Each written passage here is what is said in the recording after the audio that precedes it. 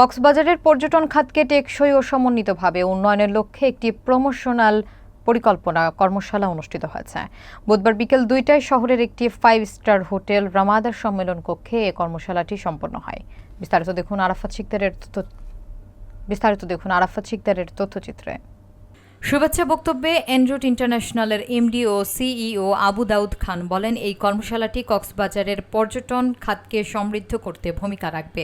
কক্সবাজারের অতিরিক্ত জেলা প্রশাসক রুবাইয়া আফরোজ বলেন, সমুদ্র পাহাড় ছাড়াও এখানে রয়েছে বৌদ্ধবিহার, চা ও রাবার বাগান।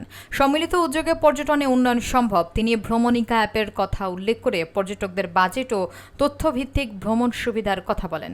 প্রধান অতিথি অতিরিক্ত ডিআইজি মোহাম্মদ আপেল মাহমুদ বলেন, রেল স্টেশন, সড়ক ও এয়ারপোর্টের উন্নয়নের ফলে কক্সবাজার ভ্রমণ সহজ হয়েছে।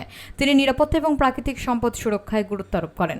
প্রধান বক্তা অতিরিক্ত পুলিশ সুপার মোহাম্মদ জসিম উদ্দিন চালকদের ডাটাবেজ না থাকায় নিরাপত্তার চ্যালেঞ্জের কথা বলেন। আইএলওর রুচিকা বাহাল কক্সবাজারে পর্যটন উন্নয়নে আইএলওর ভূমিকা তুলে ধরেন। কর্মশালাটি টেকসই পর্যটন প্রচারণায় সহায়ক হবে বলে জানানো হয়।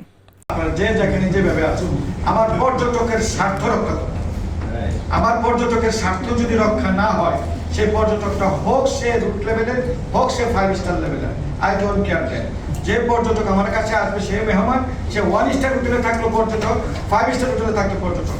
আমি আপনাদের মাধ্যমে এবং সকলের মাধ্যমে বলে দিতে চাই, হোটেল মালিক সমিতি হোক, রেস্তোরাঁ মালিক সমিতি হোক, স্পা হোক, যেই উইনিং হোক আর যেই হোক, আমার পর্যটকের সাথে যদি স্বার্থ রক্ষায় যদি বিঘ্নতা ঘটায়, পুলিশ তার বিরুদ্ধে কঠিন ব্যবস্থা নেবে। আমি আপনাদের মাধ্যমে বলে দিলাম, আপনারা লিখে রাখেন।